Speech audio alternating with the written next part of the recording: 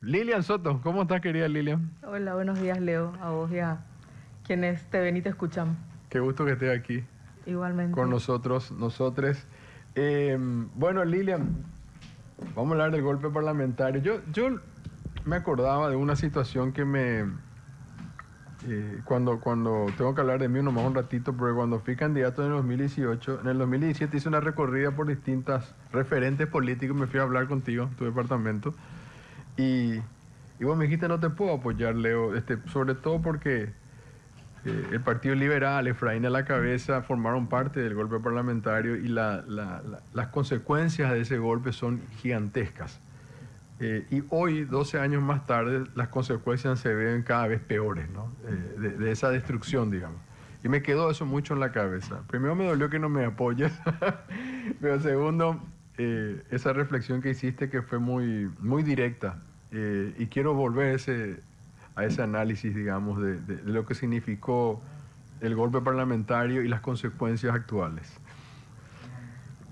Bueno, no es fácil recordar esos tiempos porque duelen, como decís, y no solamente duelen por lo que sucedió en ese momento, sino por eso, por aquello de lo que hablábamos en ese momento, cuando me planteabas tu candidatura a la vicepresidencia.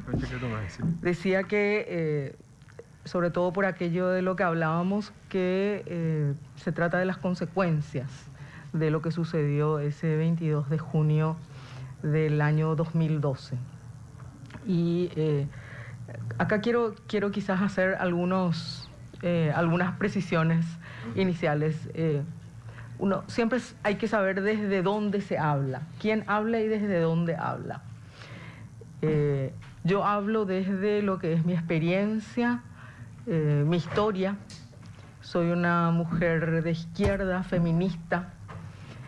Ingresé al gobierno de Fernando Lugo a pedido del gobierno de Fernando Lugo para apoyar todo ese proceso que consideraba muy importante porque era la primera vez que se iba a producir un cambio de signo político en un gobierno que ha estado siempre en manos del Partido Colorado en nuestro país, siempre desde la historia reciente, porque si pensamos en historias más largas, por supuesto, hay otras circunstancias. Entonces, como una mujer feminista de izquierda radical, soy de izquierda radical porque considero que de raíz hay que extirpar todas las causas de las desigualdades sociales en una sociedad.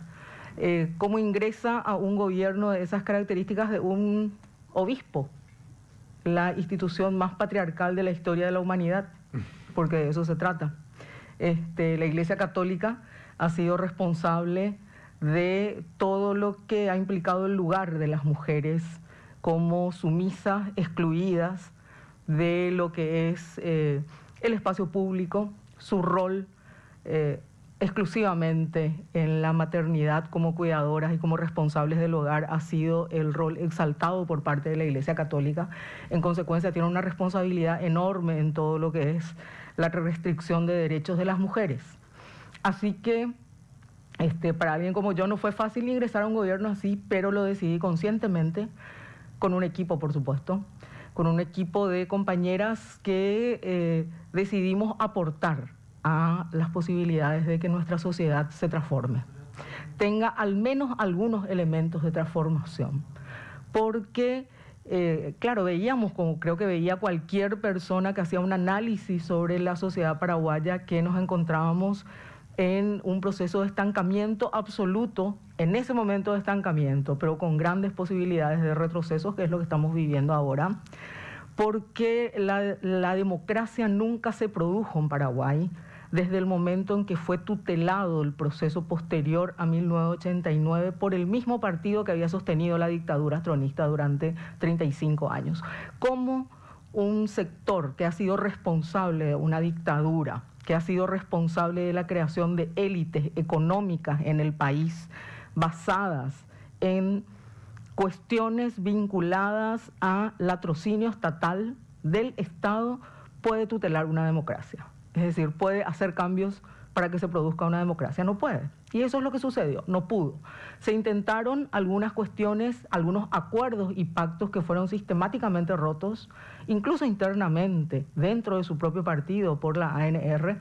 No hay que olvidar que fueron los responsables de los golpes entre ellos, de los intentos de golpes contra Guasmosi, la cuestión de Lino Oviedo, la cuestión posterior de el asesinato de un vicepresidente, un magnicidio. Es decir, este partido es un partido que se ha consolidado como una asociación mafiosa, y esa asociación, tutelando el proceso democrático en Paraguay, era imposible que lo pudiera efectivamente consolidar. Entonces, quienes quisimos aportar a el gobierno de Fernando Lugo lo hicimos conscientemente, estando no de acuerdo con sus posiciones políticas, sus posiciones ideológicas. En ese momento, él era Poncho Yuruilla, es decir, en el centro. Y estábamos en un amplio espectro dentro de ese gobierno, tanto es así que también estaba un espectro golpista, que posteriormente concretó el golpe. Entonces, ¿desde dónde hablo? Hablo desde ese lugar, y desde un lugar que en ese momento, en el momento de golpe, ya no estaba en el gobierno, porque yo renuncié al gobierno, a la Secretaría de la Función Pública, donde ejercí durante 4 años, el día 1 de marzo. ¿Por qué? Porque me candidaté a la presidencia de la República por el movimiento Cuñapirendá, un movimiento que se había constituido en el 2010 para disputar en el seno de la Alianza Patriótica para el Cambio, es decir, el seno de esa gran alianza que se había conformado, para disputar candidaturas de mujeres. Porque, como sucede en todos los espacios políticos de nuestro país, y en muchos otros también, el machismo y el patriarcado están presentes no solamente en el Partido Colorado, sino también en la oposición, también en la izquierda, en todas partes. Entonces, se comenzaba a hablar ya de sucesiones, y se hablaba de sucesiones exclusivamente de compañeros, cuando las ministras del Poder Ejecutivo eran las mejor valoradas durante todo ese tiempo.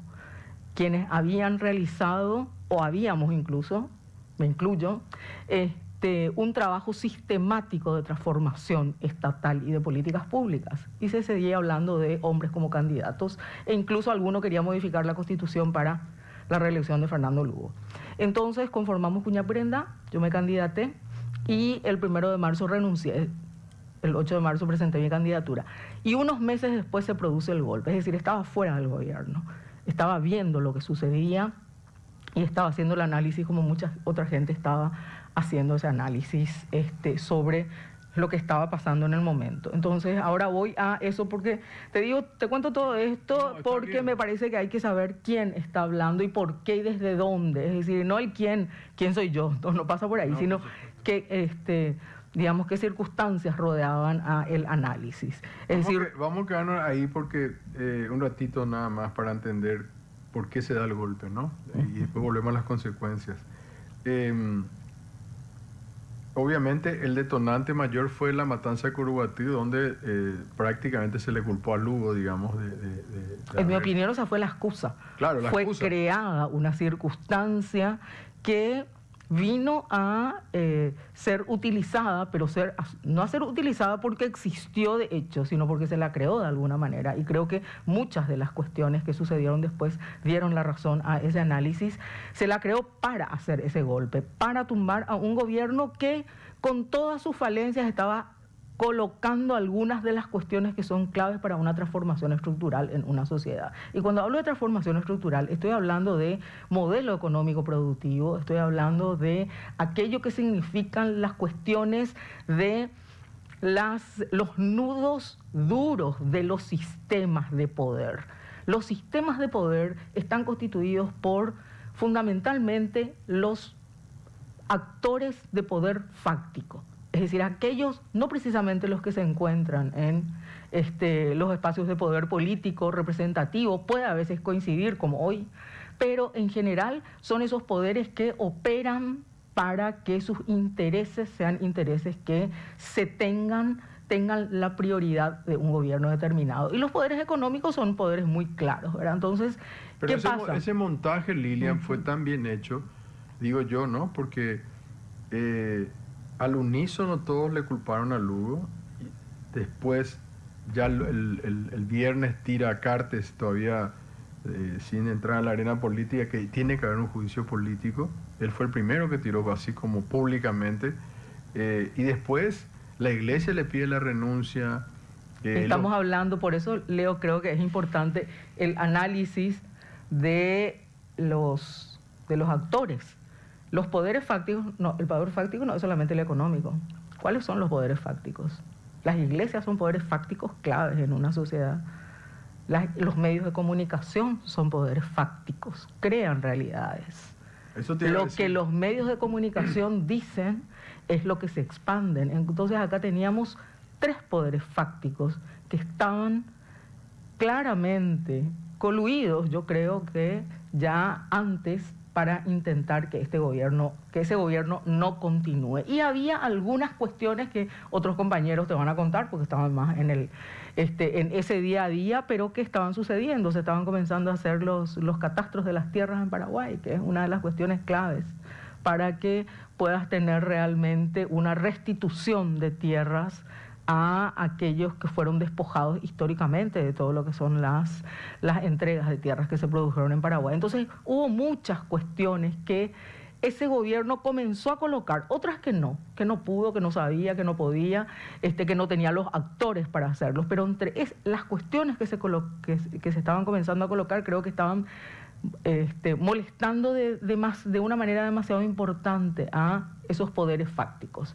Entonces... Sí. No, te decía que se estaba creando, estoy pensando, nomás quiero hilar con México, un germen, ¿no? Porque ahora yo vine de México a las elecciones y vi este proceso político maravilloso de Morena y gana de nuevo aplastantemente, la derecha se queda sin argumentos y escucho los análisis ahí y leo, y bueno, hay un proyecto político, la gente en México dijo, esto me gusta, ¿verdad? O sea, hay... digamos, la gente adulta recibe su dinero, hay becas, o sea, la gente más carenciada está recibiendo la atención que no había recibido. Entonces en el gobierno luego empezó a ver esto. Yo recuerdo que yo transmití un programa desde las carpas en el Parque Ñacundagui, por ejemplo, ¿verdad?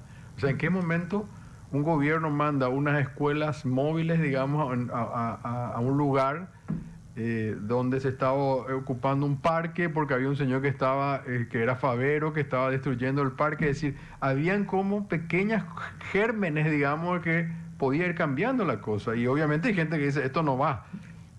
Porque esos son, esos son elementos de políticas públicas que van nivelando la cancha y que van generando cuestiones que apuntan mínimamente a aquello que puede significar justicia social, redistribución, que pueda significar igualdad.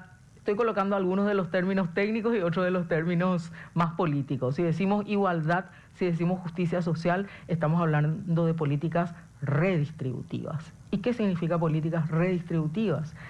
Y que hay gente que tiene demasiado y que hay que encontrar la forma en la cual eso, no al nivel del pensamiento, con la lógica del pensamiento liberal, neoliberal de ultraderecha, de que eso va a gotear porque si hay demasiado crecimiento entonces les va a llegar a algunos, sino al nivel de la política que efectivamente haga que esa redistribución se produzca. ¿Y cómo se redistribuye en una sociedad con una democracia formal? Y se distribuye a través de cuestiones impositivas, se distribuye a través de cuestiones relativas a las tierras, se distribuye en cuestiones relativas a políticas de estas características, que son políticas mínimamente compensatorias, como Tecoporá, etcétera, etcétera, ampliar Tecoporá, dar becas, hasta que logres una cuestión un poco más igualitaria. Entonces, todo eso estaba en camino, en ciernes. Te puedo asegurar que en México ya la ultraderecha estará pensando cómo terminar antes con todo este proceso, ¿verdad? Aunque tengan toda esa gran fuerza. Entonces, digo lo siguiente, Leo, para mí claramente esa fue una interrupción forzada del gobierno que estaba comenzando a sentar las bases para una transformación estructural, social, necesaria, indispensable en un país de menos de 7 millones de habitantes y que tiene estos niveles de desigualdades tan escandalosos. Es decir, que haya gente en las calles con hambre, cuando tenemos apenas este nivel de población, esta envergadura de población y 400.000 kilómetros cuadrados, y estamos exportando, estamos teniendo un nivel de exportación que nutre vacas de muchas partes del mundo, es inadmisible. Esa es la realidad. Entonces, de eso se trata, el colocar un debate ideológico, eso que no quiere escuchar la derecha, no quieren escuchar los sectores de poder. No hay ideología. Claro que hay ideología, porque pensar que es justo que haya gente que tiene canillas de oro en su baño o que sencillamente puede estar guardando o creando bancos con la plata de la gente y hay otra que no come, eso es ideología. Pensar que es injusto eso y pensar que eso es lógico y normal también es ideología de derecha y de ultraderecha. Entonces, ese golpe se produjo porque los poderes fácticos claramente vieron eso, vieron lo que estaba sucediendo porque les estaba afectando. Entonces, a partir de ahí, eso... Perdón, sí. Lilian, igual hay gente que, me acuerdo, Hugo Bierman, te digo nombre y apellido, dueño de una agencia de publicidad, siempre dijo, yo gané más plata que nunca con Lugo. Y claro, pero alguna gente puede incluso ganar más plata, pero es muy permeable. Recordemos que en Paraguay este nivel de debate es muy difícil y no ha habido mucha educación al respecto. Es muy permeable a lo que puede llegar a ser una lógica de expansión de un discurso determinado. Yo puedo estar ganando plata, o vos podés estar ganando plata y decir, no, pero estos son pro-venezolanos. Y con esa lógica, y porque Venezuela es supuestamente el enemigo, entonces con esa lógica, es decir, lograr algún tipo de apoyo. No los estoy tratando directamente de muy ignorantes, pero realmente la gente que ha sido privilegiada para tener la educación, como nombres como el que mencionaste, y otros, y que son incapaces de hacer ese debate y se prestan a un juego de estas características, ellos son más imperdonables probablemente que esas élites económicas, o no sé, están al mismo nivel que esas élites económicas de poder fáctico que finalmente terminan produciendo todas estas situaciones. Entonces, ese elemento, una cosita más nomás quiero decir, Leo, con respecto a el golpe. ¿Por qué fue un golpe? Sí. Lo del 22 de junio. Porque cuando estamos hablando de un sistema democrático tenemos que hablar de como mínimo dos aspectos: la democracia formal y la democracia de contenido. ¿Qué es la democracia formal? La democracia de forma, y esto no es que lo estoy inventando yo ni diciendo, esto se viene estudiando desde hace muchísimo tiempo en la historia de la humanidad. ¿Cuáles son los componentes de una democracia formal? ¿Qué tenemos que tener para decir que hay una democracia de forma? Tenemos que tener, como mínimo, separación y control de los poderes, tenemos que tener elecciones por voto directo y tenemos que tener Estado de Derecho. ¿Qué significa el Estado de Derecho? Significa la vigencia de las leyes, la vigencia de las normas, el cumplimiento de las normas. Estoy hablando de los tres básicos, sí. Hay muchos otros, claro, que podemos discutir en cuanto a sistemas, etcétera, etcétera. En el juicio, entre comillas, político a Lugo, no se cumplieron ninguna de las cuestiones de las normas. No había reglamento para el juicio político, es decir, no estaba reglamentado el artículo constitucional. No tuvo tiempo para la defensa, tiempo adecuado para la defensa. Bueno, es decir, nomás vení a defenderte en media hora, yo te estoy acusando. No había ni una causal que tuviera sustento y todo eso se demostró posteriormente. Entonces, ninguna de las premisas de lo que es un elemento básico de la democracia formal estaban cumplidas. En consecuencia, fue una ruptura de la democracia formal. Y cuando hay una ruptura de la democracia formal, eso se llama golpe. No tiene otro nombre.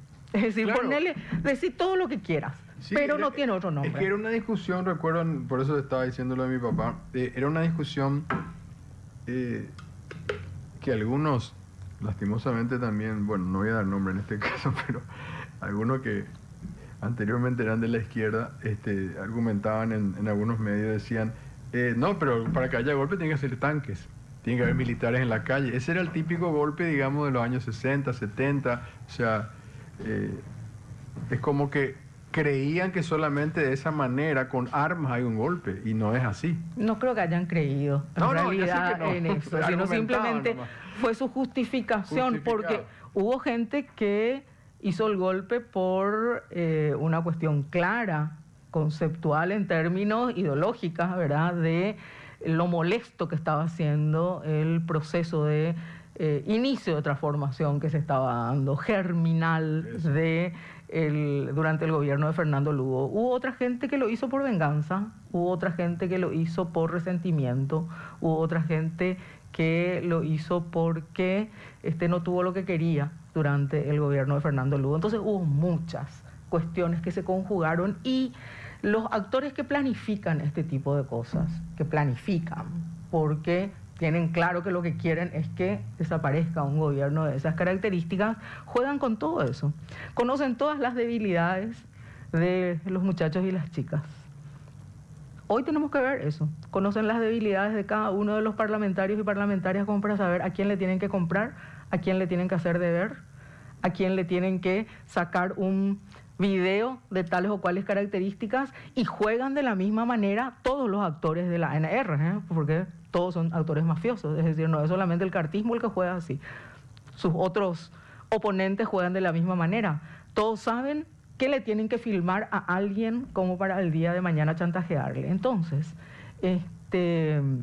cuando estamos hablando de cuestiones tan fuertes como aquello que significa el poder fáctico, el poder económico, el poder de dominar todo lo que hace a lo que es necesario para tus intereses, entonces creo que no hay ningún tipo de cuestión que evadan para poder tener sus aliados, aliades. Y hay muy poca gente que no sucumbe a eso porque no tiene interés en seguir engrosando sus cuentas o en engrosar sus cuentas, o no le importa que alguien hable de su vida privada, porque le va a decir que te importa, es la mía y punto, porque no tiene nada que esconder que pueda ser algo que le puedan tirar en un momento para un chantaje. Muy poca gente así existe, porque muy rápidamente la gente se engolosina con aquello que cree que es el poder y sencillamente se mete en todas aquellas cuestiones que consideran que son privilegios del poder que asumen. Decías que había como digamos, dentro de la alianza había de todo, ¿no? Inclusive estaban también los golpistas, o por lo menos los golpistas posibles de golpistas, no sé. No había votos y el Partido Liberal no votaba a favor del juicio político y ellos formaron parte, pero contame vos que estuviste en el comienzo. O sea, a mí me dijo alguien, ganamos y entramos, no teníamos que acomodar en los ministerios, o sea, no hubo tampoco un proceso para decir, bueno, así van a ser las reglas de juego, digamos, en el gobierno. Y el Partido Liberal sentía que quería más, y otros dicen no, y después el grupo de Lugo más pequeño le empezó a no dar bola, digamos, y a ningunear. Entonces eso no es ninguna justificación, pero quiero saber qué pasaba ahí adentro. Bueno, yo sería irresponsable si es que me pongo a hablar probablemente eso, Leo, pero no porque no quiera hacerlo, porque creo que no tengo todos los elementos, lo tengo que decir así porque me parece importante.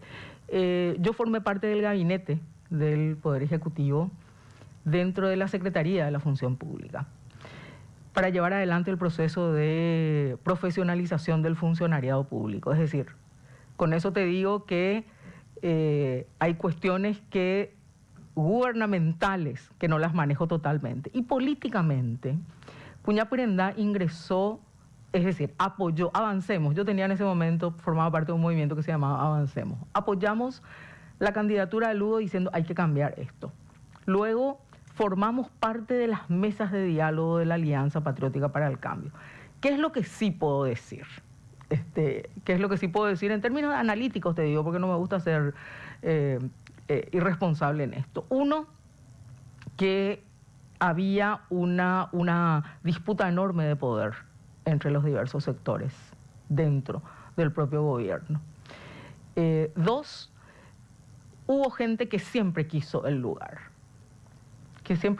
de la presidencia. Hubo golpistas desde el inicio, yo le llamo golpistas desde el inicio. Hubo gente que tenía como un elemento claro que dentro de un gobierno tenían que crear poder político, para lo cual había que utilizar el gobierno. Y en consecuencia, eso siempre generó un problema y un desequilibrio con las políticas públicas.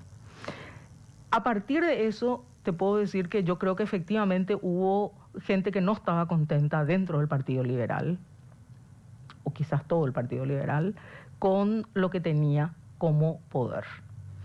Y por otra parte, también creo que dentro de lo que fue el equipo de la izquierda no había una articulación clara. No toda la izquierda estaba en el mismo grupo y tenía posibilidades de generar su proceso de discusión y de pensar en cuál era el futuro. Es decir, estaba todo pegado medio con engrudo mal hecho. Pero eso no es...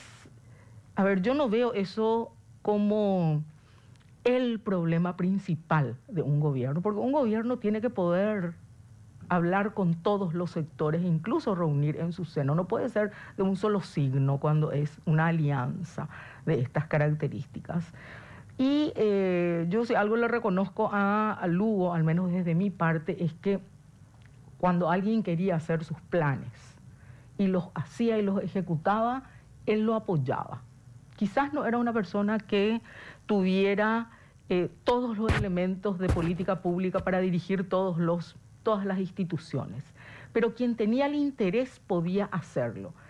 Pero quien no tenía el interés, y ese creo que fue uno de los problemas, y solamente quería construir poder político a partir de su espacio de poder público, también tenía casi la libertad para hacerlo.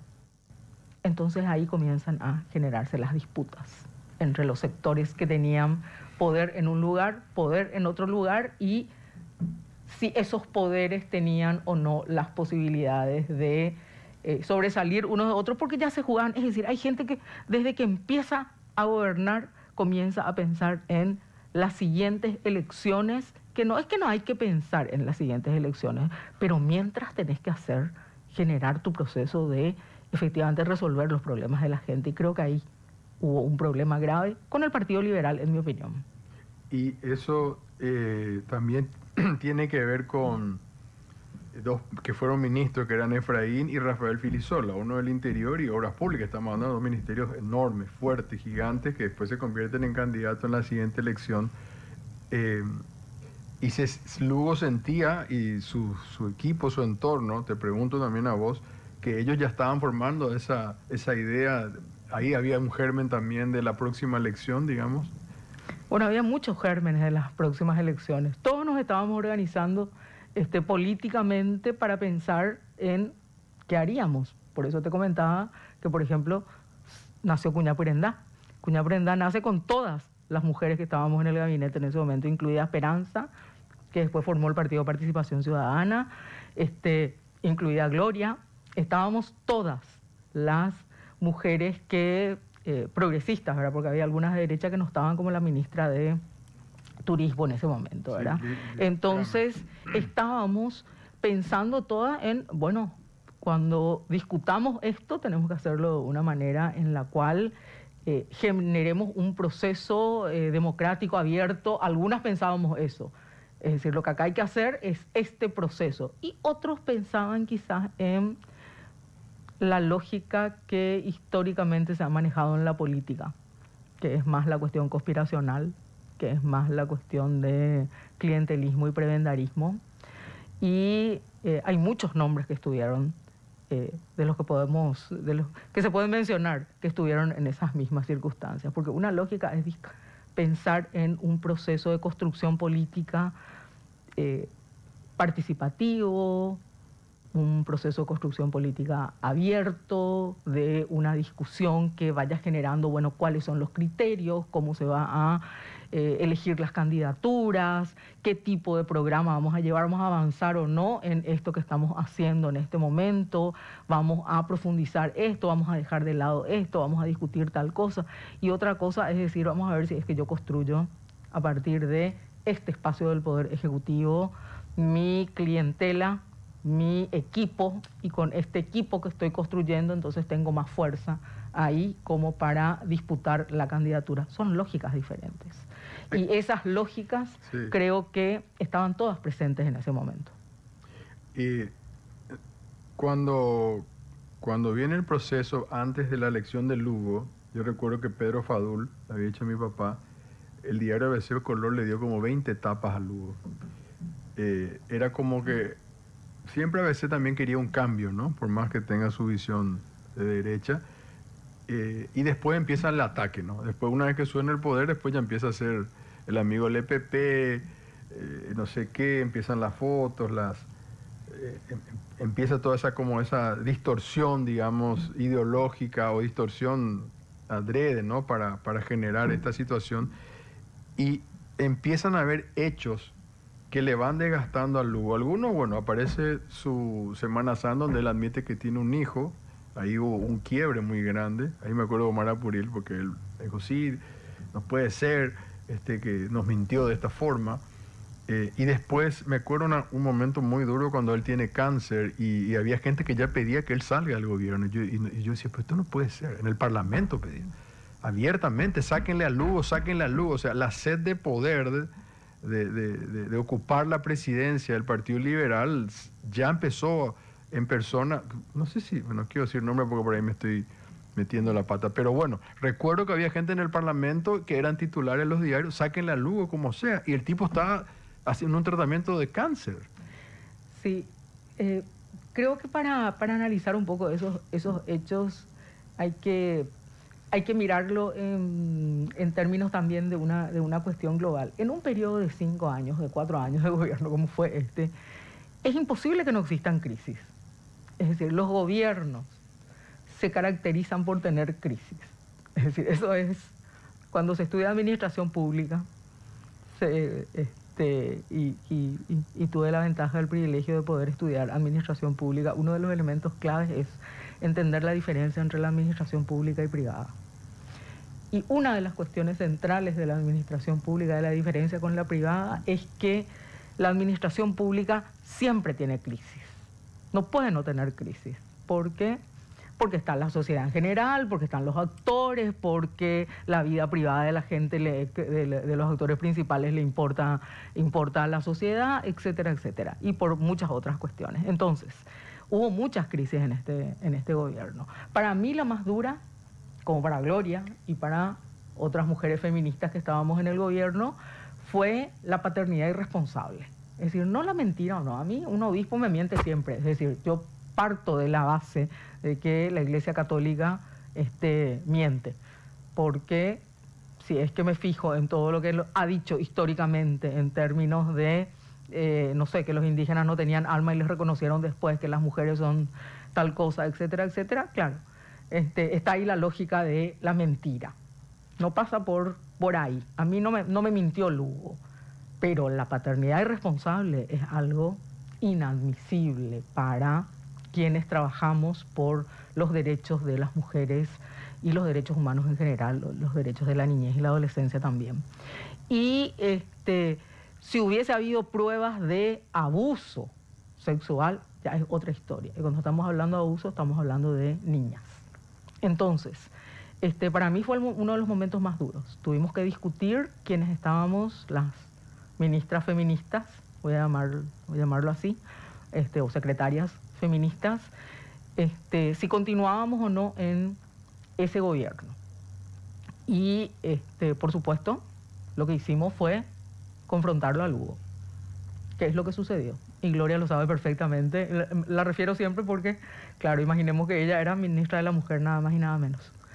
Secretaria de la Mujer en ese momento, en el 2013 se volvió ministerio. Entonces, claro, fue una de las crisis más fuertes para nosotras y decidimos continuar en el gobierno, si es que había un reconocimiento público de la paternidad irresponsable. Pero digamos. eso te quería... Bueno, Ya. realmente en el 2012 se creó el Ministerio de la Mujer. Sí.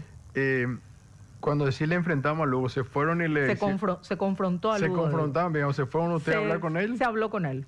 Se le dijo cuáles eran las cuestiones y que había que hacerse la prueba del ADN, había que hacer el reconocimiento público y teníamos que tener todas las garantías al respecto como para poder continuar. Esa fue una cuestión que, bueno, pero eso se supo públicamente, porque lo dijimos públicamente. Nada, esto fue escondido. Es decir, nos entrevistaron por todas partes, dijimos todo lo que teníamos que decir al respecto y decidimos conscientemente continuar. Y luego, el tema de la enfermedad, yo creo que no considero que haya constituido una crisis muy importante. Sí, para los cuervos de siempre, es decir, para los buitres que están siempre, los buitres, no los cuervos, que están siempre rondando la posibilidad de sacar algún tipo de ventaja si hay alguna muerte por ahí, ¿verdad? Entonces, creo que esa gente, bueno, la demuestra simplemente en todo su espíritu. Cualquiera, que conoce un poco y que comienza a investigar, sabe que si hay un linfoma no hodgkiniano, entonces eso tiene tratamiento y tiene una cura del 100%, si es que se hace el tratamiento adecuado y correcto. Entonces, no creo que haya sido ese no, recuerdo nomás como momento, digo, ¿no? Sí, fue un momento que por el maltrato que hubo para mí, desde la prensa, del periodismo de algunos, ¿no? Obviamente no todos, y de actores políticos en el Parlamento que decían hay que sacarlo, sí. O que nombre uno mientras está de tratamiento, es decir, fue un maltrato humano, te diría, ¿verdad? Muy, muy, muy fuerte, ¿no? Sí, pero hay gente que se caracteriza por eso, te diré. Es decir, a mí en la política eso no me sorprende mucho, me preocupa mucho más, y voy un poco ya a las consecuencias, a todo lo que significa la absoluta cooptación de un poder del Estado, como es hoy lo del Parlamento Nacional. Pero déjame, del Parlamento quiero recordar, tenemos el video de la condena famoso, porque ahí llegamos a ese lindo, ¿no? Es una forma de decirlo. Bueno, ahí están los imperdonables. Sí, a ver, ¿podemos poner? Está bien. Está bien. Roberto Ramón Acevedo Quevedo. Por la condena. Pedro Efraín Alegre Saciain. Por la condena. Gregorio Areco Ruiz Díaz. Por la condena. Rogelio Benítez Vargas. Por la condena. Víctor Bernal Garay. Por la condena. José Manuel Bóveda Melgarejo. Por la condena. Carlos Roger Caballero Fiorio. Por la condena. Mario Cano Yegros. Por la condena. Enzo Cardoso. Por la condena. Miguel Carrizosa Galeano. Por la condena. Jorge Antonio Céspedes. Por la condena. Herminio Chena Valdés. Por la condena. Oscar Denis Sánchez. Por la condena. Marcelo Duarte Manzoni. Por la condena. Hugo Estigarribia Gutiérrez. Por la condena. Carlos Filisola. En este circo montado en que ni siquiera se me dejó hablar, presidente, rechazo categóricamente este circo, esta cosa montada que no tiene pie ni cabeza. Siga llamando a la lista, doctor Garceta. Orlando Fioroto Sánchez. Por la condena. Blanca Fonseca Legal ausente. Julio César Franco Gómez. Por la condena. Juan Carlos Galaverna del Valle. Por la condena. Zulma Gómez Cáceres. Por la condena. Ramón Gómez Belangeri. Por la condena. Oscar González Daer. Condena. Miguel Ángel González Erico. Por la condena. Enrique González Quintana. Por la condena. Iris Rocío González Recalde. Por la condena. Marcial González Aftram. Por la condena. Alberto Grillón. Por la absolución. José Abel Guastela Capello. Por la condena. Alfredo Jaegli Caballero. Por la condena. Blas Llano. Por la condena. Clarisa Marín de López. Por la condena. Ana María Mendoza de Hacha. Por la condena. Juan Darío Monjes Espínola. Por la condena. Silvio Ovelar Benítez. Por la condena. Lino César Oviedo. Por la condena. Jorge Oviedo Mato. Por la condena. Sixto Pereira Galeano. Contra el juicio político.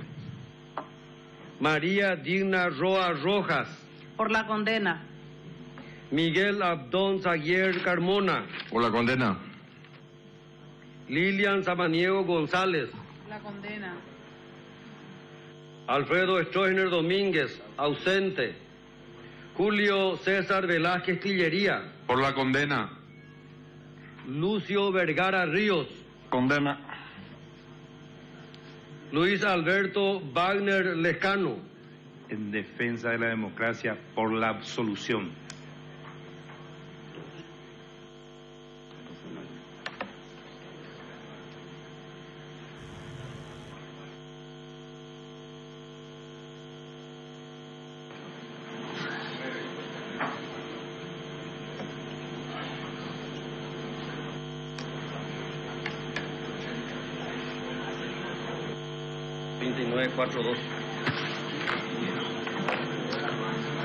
La votación nominal arroja el siguiente resultado.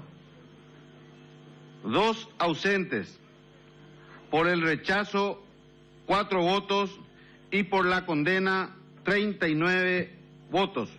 Conforme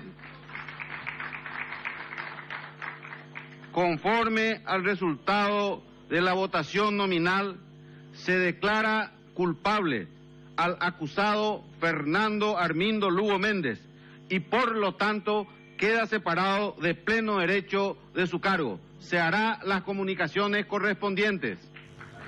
¿Está bien? Sigue doliendo, Lilia, ¿no? Desde la plaza estábamos quienes esperábamos que eso no se cumpliera, pero yo, realmente, para mí al menos, son las próximas generaciones las que probablemente puedan construir con los herederos de todos estos. Personalmente me es imposible. Me es imposible construir con quienes destruyeron las posibilidades de una democracia en Paraguay. Hasta callarme en una elección puedo probablemente lograrlo todavía. Pero construir con quienes sabemos que destruyeron todo un proceso, creo que no es posible.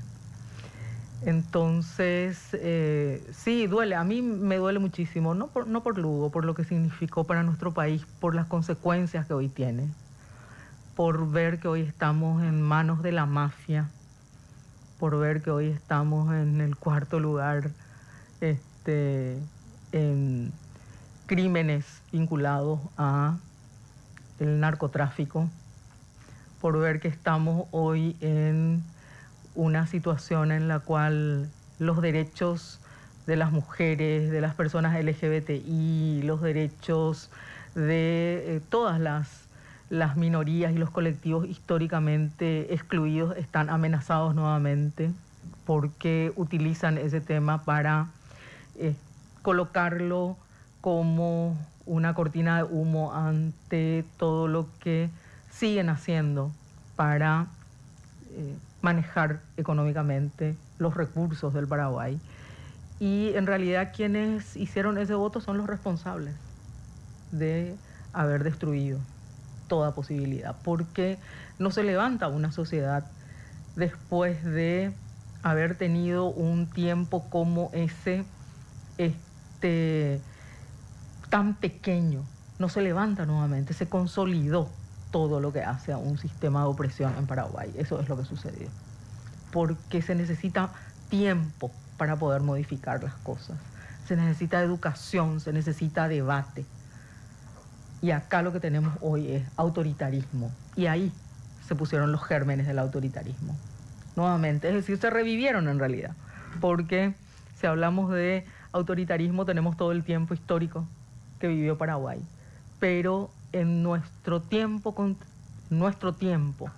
en el siglo XXI, este es el germen nuevamente del autoritarismo, de lo que hoy estamos viviendo, de lo que hoy tenemos en Paraguay. Y lo que hoy tenemos para mucha gente puede ser la maravilla de su eje corporativo. Para mucha gente puede ser el que pueda tener el acceso al colegio en el que paga millones, o que pueda tener un hijo, hija, nieto, sobrino, lo que sea, en un parlamento que se acaba de recibir y que gana 30 millones de guaraníes. Pero para una gran parte de la sociedad significa la pena sobrevivencia. Para una buena parte de la sociedad, como los pueblos indígenas, significan que tienen que venir a las esquinas asuncenas porque les expulsan de sus territorios. Para una buena parte de las comunidades campesinas significa que les están rodeando de soja todos los días, expulsando de ahí, tienen que venir a los sectores, a las periferias de las ciudades. Para buena parte de la ciudadanía significa que la educación es una educación que no les brinda los mínimos elementos para el pensamiento crítico y para las posibilidades. Entonces, eso pasa en un país pequeño como el nuestro porque no tenemos las condiciones para generar los cambios. Y el pequeño cambio que se estaba realizando se truncó ese 22 de junio del 2012. Entonces, sí, con todo el análisis que algunas personas hacemos, tenemos que pensar en el futuro. Yo pienso en términos de nuevas generaciones, en brindar todo lo que sabemos, lo que podemos transmitir a nuevas generaciones que el día de mañana puedan construir algo que sea diferente a lo que hoy estamos viviendo en Paraguay. ¿Permitimos una pausa y seguimos después? Claro. Dale. Volvemos aquí al programa y hablando con Lilian Soto de las consecuencias del golpe parlamentario a Fernando Lugo. Evidentemente, como estábamos hablando, ya había gente que desde el primer momento quería ocupar la presidencia, caso Federico Franco. Yo hice algunas notas. Blas Llano, por ejemplo, me dijo que estaba arrepentido. Efraín Alegre nunca le saqué eso. Saqué, quiero decir, no conseguí que me diga que estaba arrepentido. Yo sé que hay gente que dice, sí, Lugo quería la reelección, que había un grupito de gente que estaba buscando la reelección, entonces algunos dijeron, no, nosotros estamos de acuerdo, y eso no justifica un golpe. Pero evidentemente se destruyó mucho, Lilian, por eso conté la anécdota cuando nos encontramos aquella vez en el 2017, como que vos estabas muy segura que eso, digamos, destruyó muchas cosas y es un retroceso muy grande que hoy creo que mucha gente se da cuenta. No sé si los que votaron ese día, los que levantaron la mano, digamos, ¿no? Porque los colorados es parte de su juego, digamos. Acá la parte son los liberales y los que no eran liberales, digamos, que levantaron la mano. No sé si estaban midiendo las consecuencias, aunque era así nomás. A pesar de que habían venido cancilleres de toda Latinoamérica, o sea, intentando frenar. O sea, hubo todo tipo de intento de parar esto, digamos, ¿verdad? Internacionalmente hablando, pero era como que ya estaban seguros, tenemos que levantar la mano y chao. Yo creo que a muchos les obnubiló la rabia, la bronca, el resentimiento que tenían y efectivamente no midieron las consecuencias, no analizaron las consecuencias de lo que significaba romper con un proceso de esas características y dar poder a los grupos más autoritarios con mayor influencia dentro de todo lo que son estos poderes fácticos, como estábamos mencionando. Y al no haber medido eso, bueno, pues fueron parte de este terrible proceso. Pero hoy estamos viendo esas consecuencias. No pueden ser, digamos, que no pueden cerrar los ojos ante lo que está sucediendo. Nadie puede cerrar los ojos, nadie que analice, ¿verdad? Lógicamente, y que no sea parte de toda esa mafia que está consolidada en el país. El autoritarismo es claro. Se callan las voces disidentes. Quizá no sucede de la misma forma en la que sucedía durante la época del estronismo, que para callarte te hacían un decreto, cállense. Ahora lo hacen de otra forma. Ahora echan a parlamentarios que no les son serviles. Es lo que sucedió con Katia, la amenaza posteriormente a otra parlamentaria. Persiguen a las organizaciones de derechos humanos, las amenazan con controles que de hecho ya tienen, pero intentando que dejen de operar. Cooptan a ciertos sectores, compran todos los medios de comunicación. Entonces tienen toda la vocería, la lógica para callar a las disidencias, callar a quien puede hacer algún cuestionamiento, es una lógica que utiliza muchos instrumentos. Y eso se llama autoritarismo. No hace falta cerrar un periódico hoy. Hay otros mecanismos a través de los cuales se opera. Entonces, el autoritarismo es claro, la cooptación de poderes es clara. La cooptación, una cosa es que se pueden ganar las elecciones. Ahora, ¿cómo se ganan las elecciones? ¿Qué se ofrece para eso? ¿Qué hacen dentro del sistema electoral para tener unas mayorías como las que tienen hoy los sectores del Partido Colorado? Entonces, dentro del propio sistema electoral están los mecanismos que utilizan para la compra y venta de las voluntades políticas. Y luego tenemos la compra directa de parlamentarios. Es decir, lo que ha sucedido con todos los parlamentarios, prácticamente todos, los de Cruzada Nacional, es clarísimo. Entonces, tenemos hoy una cooptación de todos los poderes. Es decir, aquí cuando hablamos de todo esto tenemos que pensar en, ¿tenemos o no tenemos hoy una democracia formal? A eso los politólogos, las politólogas, quienes hacen esos análisis, están en el proceso de discusión. ¿Es o no esto una democracia? Si ya no tenemos separación y control entre los poderes. Porque la separación y control entre los poderes es una cuestión absoluta y totalmente clave. Si en el Parlamento no se puede debatir, si te impiden hablar para discutir sobre una ley y que la ciudadanía se entere del contenido de esa ley, como ha sucedido con la ley relativa a la cuestión de las jubilaciones, con lo que ha sucedido con otro tipo de legislación. Entonces, si ahí no se discute, ¿cuál es la posibilidad de decir que hay balance y control de los poderes hoy? Y si no hay balance y control de los poderes, si no hay poderes separados, hay autoritarismo, hay control total por parte de un sector de los distintos poderes. Entonces, todo eso es lo que tenemos que estar discutiendo. ¿Hay o no vigencia del Estado de Derecho? ¿O hay vigencia del Estado de Derecho para quienes se someten a ciertos sectores y no hay Estado de Derecho para los demás? Es decir, pensemos sencillamente en la utilización de las imputaciones. Pensemos en lo que ha sucedido con esto que después lo frenaron a su manera los grupos abdistas. ¿Cómo frenaron? Y frenaron atacando a los fiscales que estaban llevando adelante los procesos, ¿verdad? Y mostrando cuestiones privadas de ellos. ¿Fue así o no? Es decir, es lo que tenemos. Los actuales de las mafias son así. Entonces, ¿tenemos hoy Estado de Derecho? Y no lo tenemos.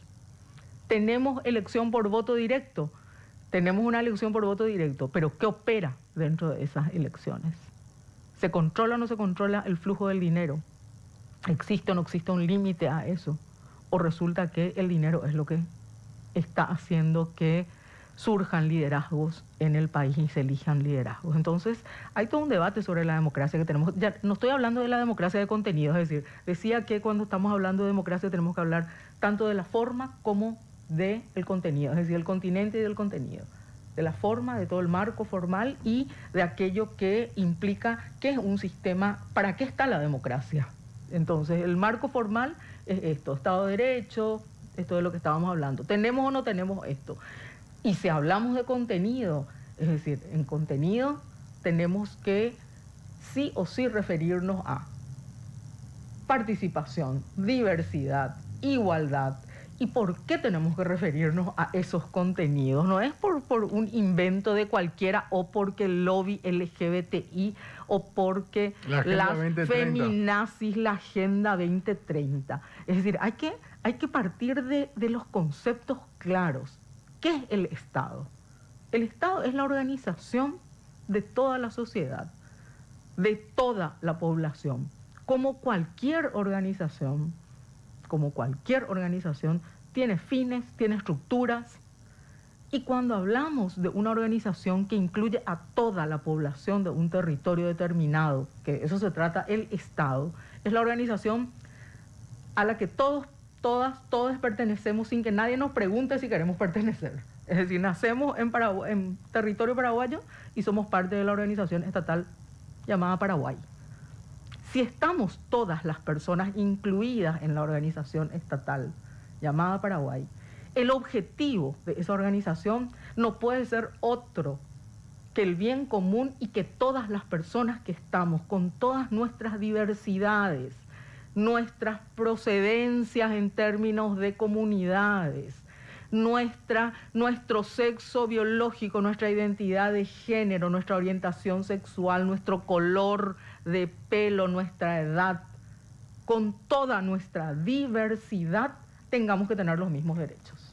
Así nomás. Es decir, es de una simpleza enorme aquello que a tanta gente le cuesta comprender.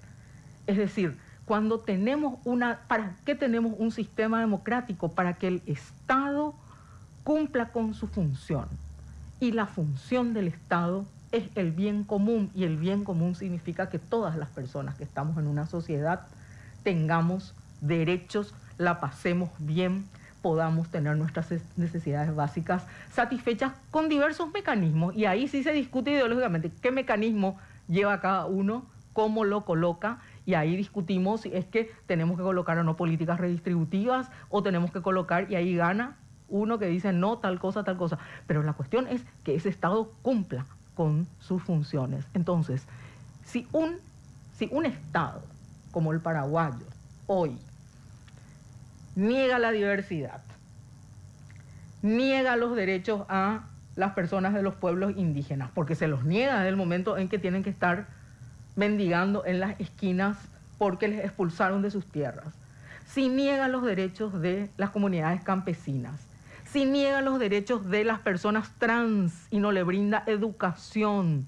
y no le brinda el mismo derecho al trabajo que a los demás, porque son personas raras, porque son personas monstruos para algunos, anormales, si les niega derechos a las personas con discapacidad que ni siquiera se pueden movilizar por las calles porque no hay veredas adecuadas, entonces los contenidos de la democracia claramente no tienen ningún tipo de cumplimiento. Pero si además reventamos la democracia formal, es decir, ¿qué es lo que tenemos como sistema?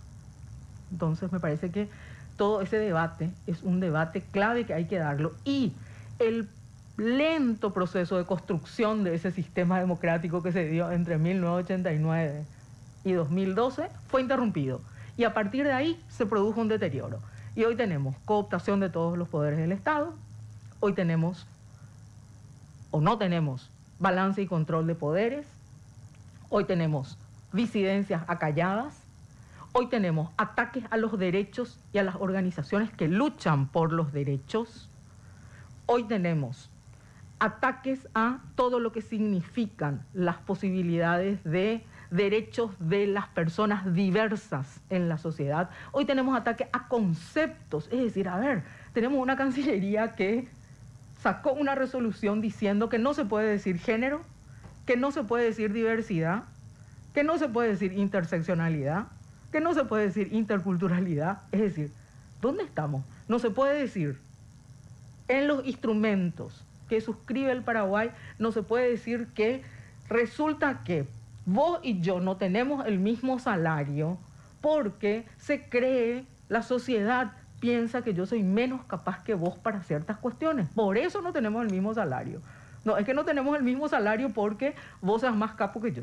No, porque resulta que yo a lo mejor soy más capa que vos o igual.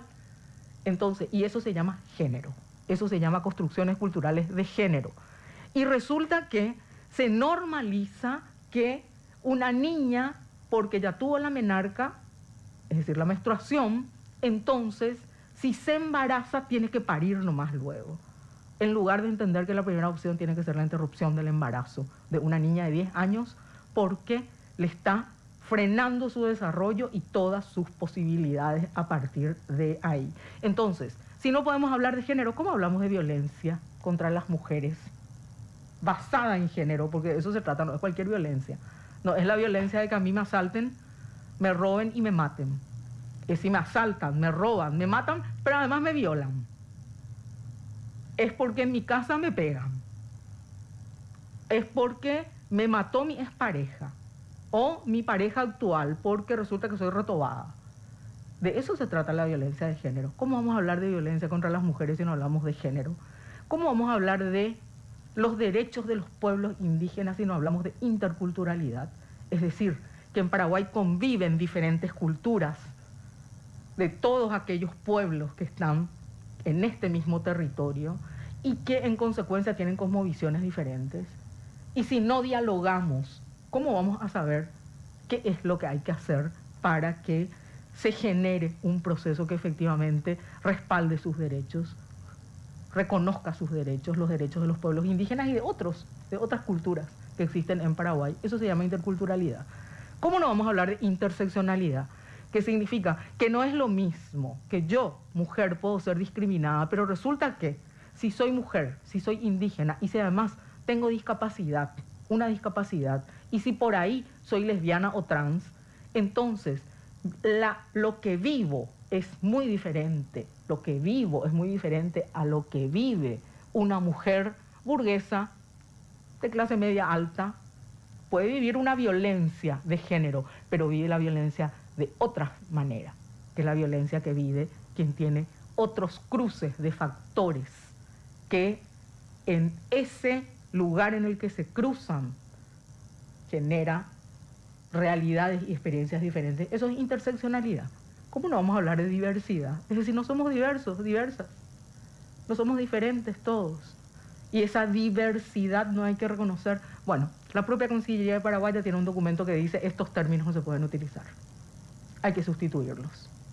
Entonces, se está atacando conceptos claves. Estamos hablando de democracia formal, que difícilmente podamos reconocerla hoy con todo su esplendor, y de los contenidos ni qué decir. Estamos hablando de que no se hacen las políticas públicas adecuadas, pero además se atacan los conceptos claves para las políticas públicas que efectivamente reconozcan los derechos de todas las personas en nuestro país. Es decir, eso es lo que logramos en este tiempo. Entre el 2012 y hoy, 12 años, eso es lo que logramos. Destrucción de políticas públicas, consolidación de sectores de poder fáctico, consolidación de sectores de poder fáctico y de poder económico.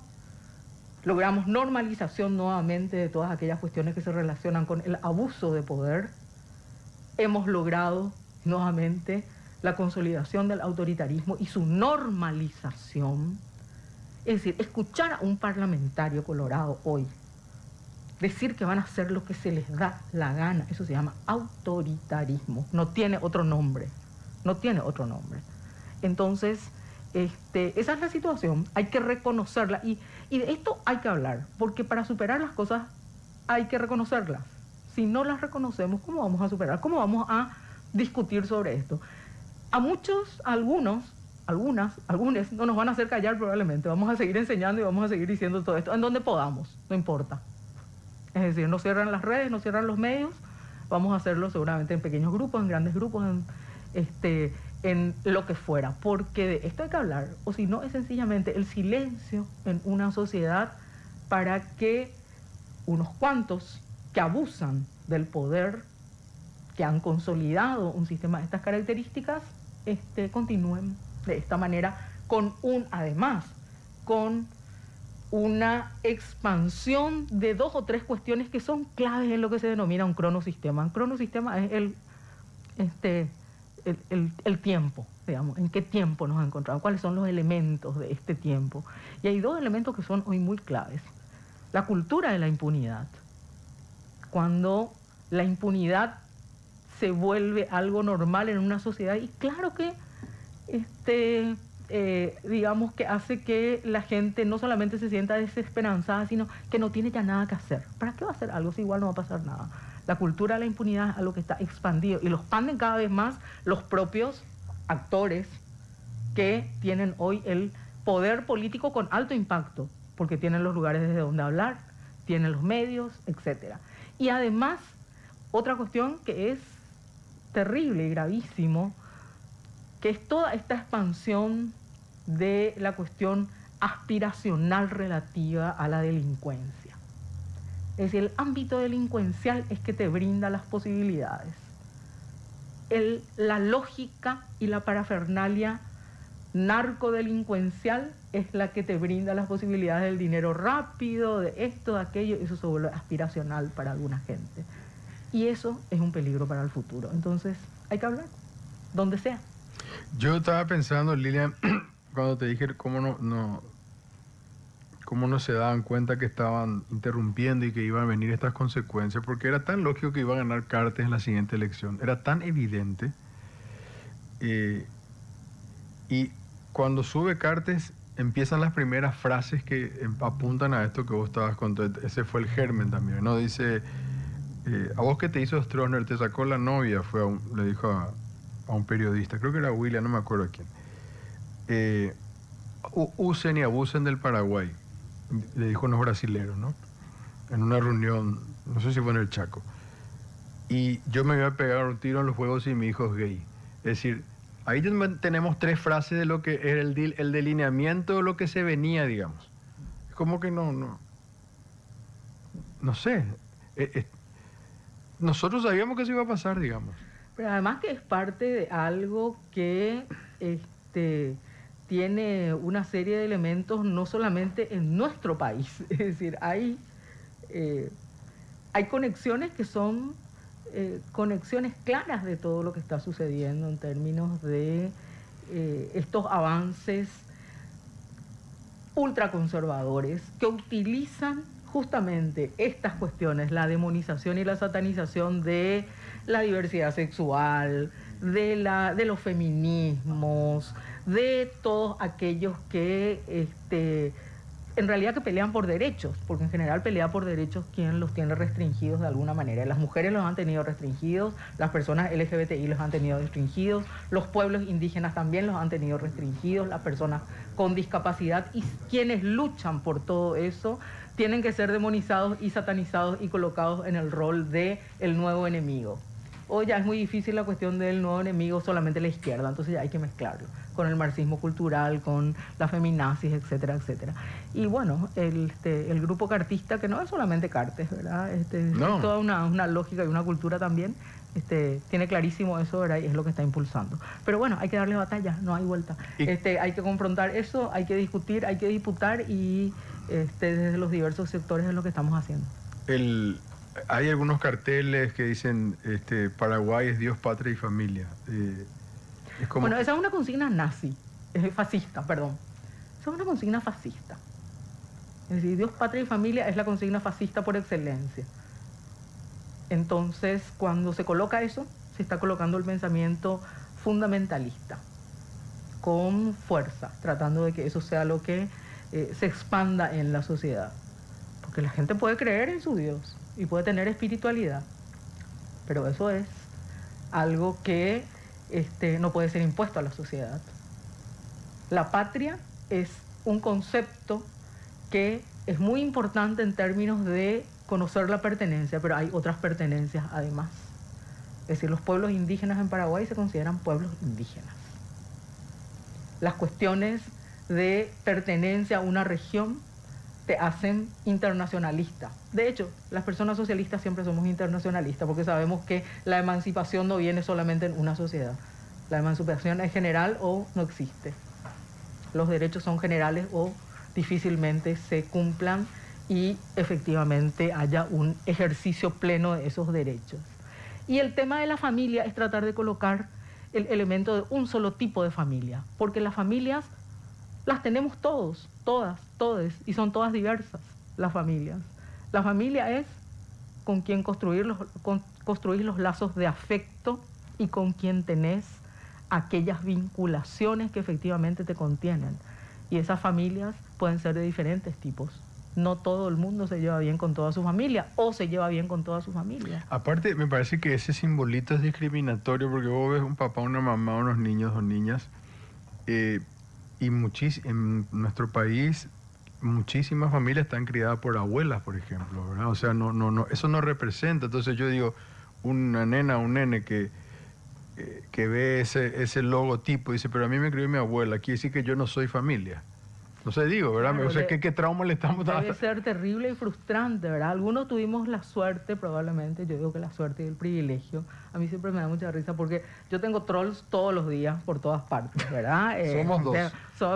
Es de todo. Si no es torta lesbiana, tal cosa, Herea. trans, herea, seguro que, no sé, quién sabe qué te pasó en tu familia. Yo tuve una familia, la verdad es que divina, tengo que decir.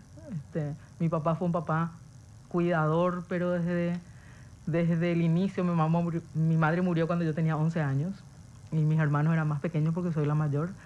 Y mi papá se ocupó de nosotros, de mi hermano y de mi hermana como si fuera, y luego de otros 3 hermanos, él, ¿verdad? Con toda por supuesto, una pandilla de tías, tíos y todos los que vinieron a ocuparse de eso. Y durante el tiempo en que vivió mi madre, fue una infancia tan feliz que yo creo que eso es lo que te da mucha fuerza, ¿verdad? Pero eso no lo vive toda la gente. No lo vive, muy por el contrario. El 80% de los abusos en niños, niñas, adolescentes se dan en las familias. Esa es una realidad que no se puede desconocer. Tenemos entre 8 y 10.000 denuncias de abusos de niñas y niños anualmente. Y esas denuncias son aquellas que se hacen. Claro. Con lo cual, quién sabe cuántas existen, ¿verdad? Entonces, no se puede colocar como aspiración y como único modelo un tipo de familia, porque la familia es la que te contiene. La familia es la que, no sé si yo tengo que decir, hasta los 11 años tuve papá, mamá, hermanitos, ¿verdad? Pero desde los 11 años que tuve tías, tíos, papá, tías, tíos, madrastras. Y bueno, esas fueron mis familias. Y esas familias fueron todas maravillosas porque nadie nunca me violentó. Por ejemplo, hoy tengo que dar gracias a eso. Entonces, creo que es clave entender por qué se colocan ese tipo de consignas.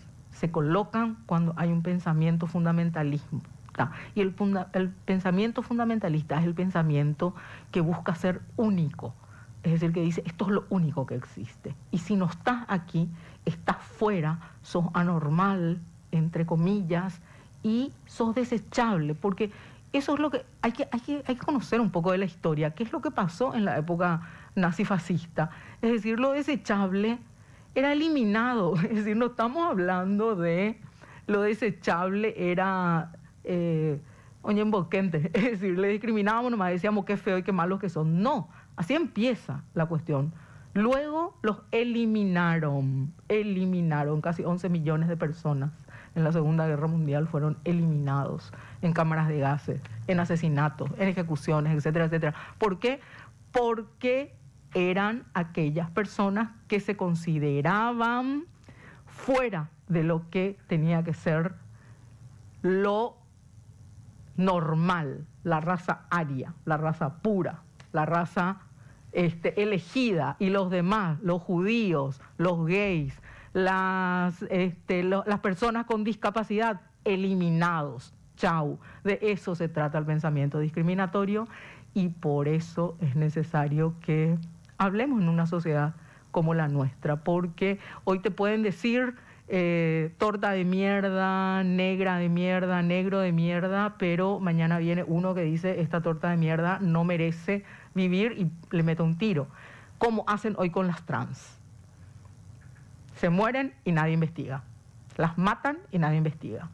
Entonces, de eso se trata, pensar un poco en todo lo que tenemos que como desafío. Carta blanca. Ayer me decía una persona que no sé quién planteó que el operativo Cóndor está de nuevo y puede ser tu vecino el que te dispare. O sea, no necesita ser... Es que eso, el fascismo ahora, los estudios muy interesantes, hay mucha gente que está estudiando esto, es que el fascismo ahora ya no es la cuestión de el que te venga el Estado y te liquide, sino tratar de generar la cuestión en la propia sociedad. No es más la delación nomás, sino la violencia dentro de la propia sociedad. Entonces, tenemos que conversarlo, tenemos que ir hablándolo, porque, claro, donde hay este tipo de cuestiones siempre hay resistencia, y en Paraguay hay resistencia, no hay silencio. Lo último te preguntaría, agradeciendo tu tiempo, que sé que tenés también otra actividad, es cómo reconstruimos esto desde la izquierda, digamos, cómo se reconstruye con esta ventaja que tiene el otro lado, digamos, ¿no? O sea, conservador, derecho a la derecha, fundamentalista, todo lo que describiste. ¿Cómo se sale de esto? Y generando procesos. Yo valoro muchísimo por eso lo que están haciendo Esperanza y Joana, que son representantes de la izquierda en el Parlamento, reuniendo a la gente, conversando. Hay que conversar sobre esto. No va a ser fácil, no es fácil, porque como te decía anteriormente, están presentes muchas de las cuestiones de la cultura política que permea o que está muy instalada en nuestra sociedad también en la izquierda. Es decir, no fue inmune a la izquierda, ni mucho menos, a todas estas cuestiones de la cultura política que tenemos que tratar de modificar. Pero creo que un camino es ese camino que se está tomando. Hablar ampliamente, conversar y pensar en si hay que construir algo nuevamente o si hay que unir qué tipo de fuerzas, y hay que, en mi opinión, colocar bases que sean muy sólidas para los proyectos políticos y pensar en el futuro. Hay que invitar cada vez a más gente joven a todo este proceso de debate, porque la biología es así, ahí sí que existe la biología, es decir, nadie es eterno. Claro. Lilian, gracias por tu tiempo. Gracias a vos, Leo, querido. Me encanta escucharte siempre y me gusta mucho porque aprendo mucho contigo. Hacemos una breve pausa y ya volvemos.